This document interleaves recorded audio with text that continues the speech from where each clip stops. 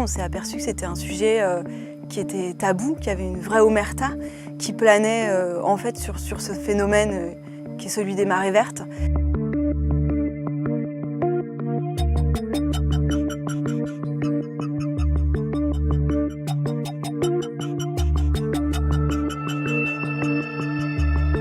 Aujourd'hui, il est établi, non seulement par différents organismes scientifiques publics, que les marées vertes, ce phénomène qui est présent en Bretagne depuis depuis le début des années 70, est le fruit de l'agriculture intensive à 95%.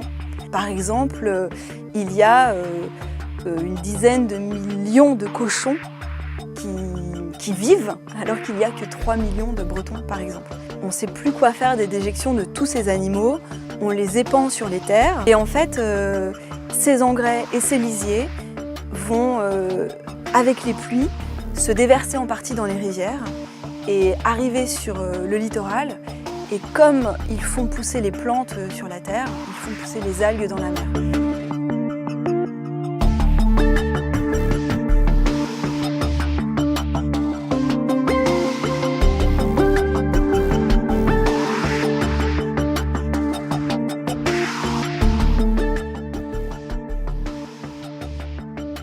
Depuis la fin des années 80, il y a un médecin, Pierre Philippe, qui travaille dans un hôpital à Lannion, qui lui a fait le lien entre des corps qu'il recevait à l'hôpital et des algues vertes pour différentes raisons. Et lui, il a recensé 3 personnes mortes potentiellement en lien avec l'hydrogène sulfuré, le gaz mortel produit par les algues vertes. On a aussi des chiffres concernant une 50aine d'animaux domestiques ou sauvages qui seraient morts dans les algues vertes. Mais ça, c'est sans aucune preuve, puisque tous les corps ont été enterrés avant d'être autopsiés ou avant qu'il y ait une prise de sang.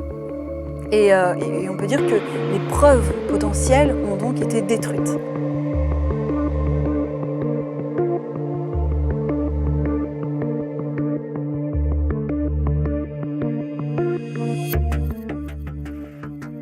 Cet argent a été donné sans aucun contrôle réel. Donc il a été donné contre des promesses, mais pas contre des vrais résultats.